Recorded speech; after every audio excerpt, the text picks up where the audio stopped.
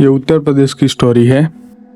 1992 में हितेश भाई नाम के एक व्यक्ति रहते थे। उनकी किराने की दुकान थी।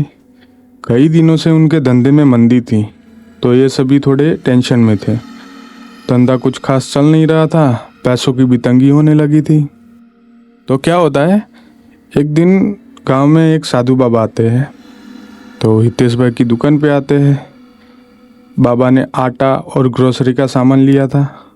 तो उस टाइम पे हितेश भाई ने बातचीत के दौरान ये बात करी थी कि बाबा, धंधा कुछ खास चल नहीं रहा है और पैसों की भी तंगी है। ये सब बातचीत के बाद हितेश भाई ने ग्रोसरी ली थी, उनके पैसे मांगे बाबा से। तो साधु बाबा ने कहा, पैसे तो नहीं है, लेकिन एक सिद्धि है जो मैं दे सकता हूँ आपको।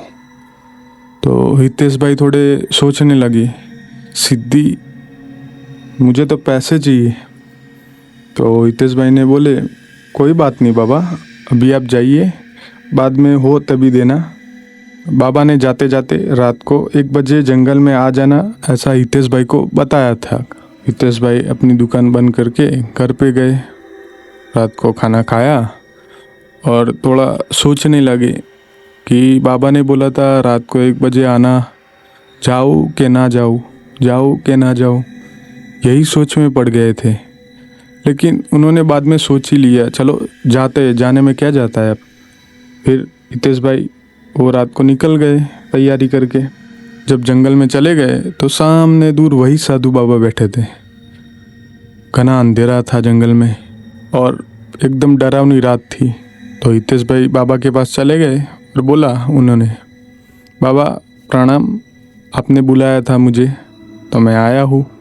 फिर बाबा ने बोला, आप इधर बाजू में बैठ जाओ पहले। तो बाजू में बिठा दिया उनको। फिर बाबा ने बोला, मैं जो मंत्र बोलता हूँ वो तुम अपने हिसाब से जाप करो। बाबा ने जैसा बोला हितेश भाई को, हितेश भाई करने लगे। मंत्र दोहराए जा रहे हैं।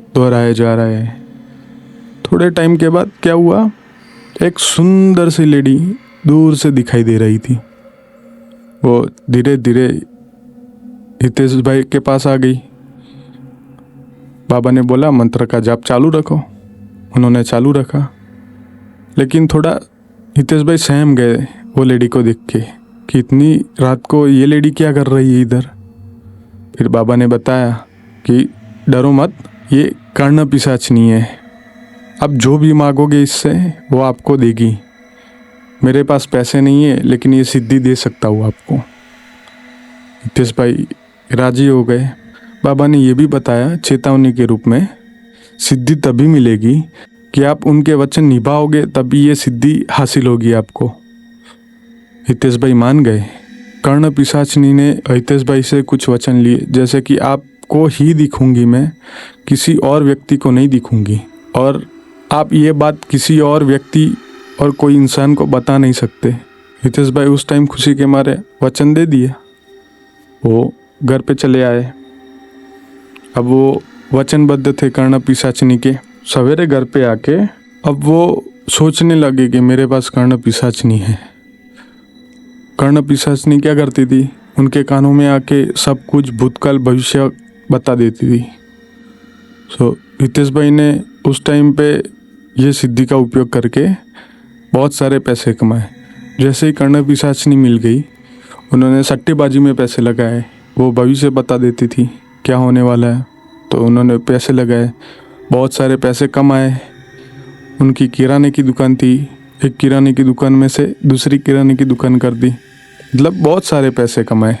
एक दिन क्या हुआ, जब रात को दोस्तों के साथ हितेश भाई बैठने गए, बातों चीतों में ये बात होने लगी। तो दोस्तों ने पूछ लिया बातचीत में कि हितेश, इतने पैसे कहाँ से बनाया तूने इतने शॉर्ट टाइम में? तो हितेश भाई ने बोल दिया बातों चीतों में कि मेरे पास ये साधना है, मुझे बाबा मिले थे, ऐसे दिया था, पैसे नहीं थे, ये सब बता दिया उन्होंने। यहीं पे हितेश भाई की गलती हो गई, क्योंकि वो वचनबद्ध थे। उसी टाइम से उनकी दुर्दशा चालू होने लगी। उनकी किराने की दुकान धीरे धीरे डाउनफॉल में चली गई। जो कमाते थे वो कम होता रहा, हितेश भाई नर्वस होने लगे, टेंशन में आने लगे, मेंटल हेल्थ पर बहुत दिक्कत आने लगी। फिर क्या हुआ, कर्ण पिशाचिनी थी जो, वो कान में आके बहुत चिल्लाती थी, जैसे कि कान के पर्दे फट जाए। ये सब मेंटली टॉर्चर होके हितेश भाई थोड़े से पागल टाइप के हो गए थे भाई, ये सहन नहीं कर सकते थे ज़्यादा।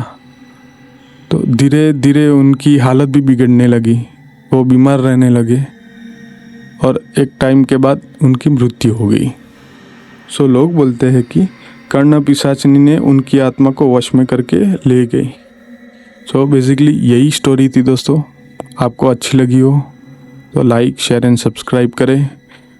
एंड आपकी कोई भी स्टोरी हो जस्ट कमेंट में मुझे लिखें, तो आपकी हम स्टोरी को सुनाएंगे।